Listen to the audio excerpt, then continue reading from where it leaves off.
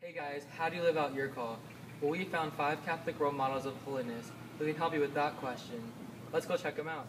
By the age of 12, Mother Teresa knew she wanted to live a religious life. As a true model of holiness, she moved to India in 1929. She taught at religious schools and convents in India, but throughout the 1940s, she became increasingly burdened for the poor of Calcutta.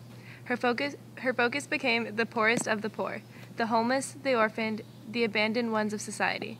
For those suffering from Hand's disease, she opened up leper centers. She devoted her whole life to living out her call from God.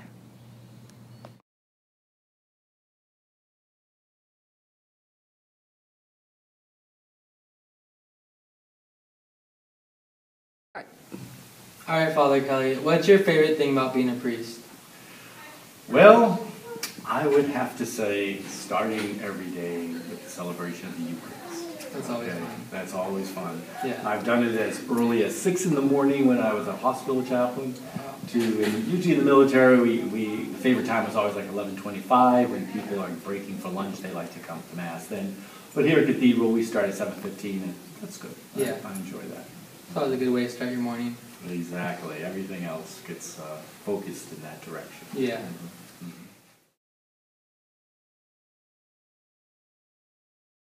So, being a part of ASB at Cathedral Catholic, what do you do to be a good role model? Under ASB, I like to make sure everyone is included on campus and just make sure that I'm as friendly as possible to everyone and make Cathedral Catholic community feel like a community.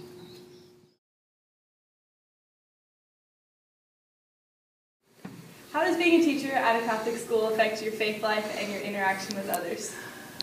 Well, hi everybody.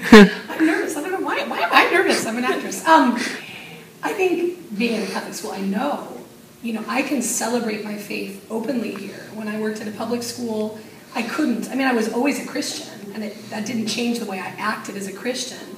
But I feel like I can celebrate being a Christian, which is like a more full, complete way of living your faith.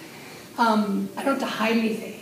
People know how I feel about Jesus and know that it's a part of everything I do, and we can share that together. Whereas if I worked at a public school, we wouldn't necessarily be able to. I'd still be living the same way, but we wouldn't have that freedom. So I love that. And I love that we can worship together.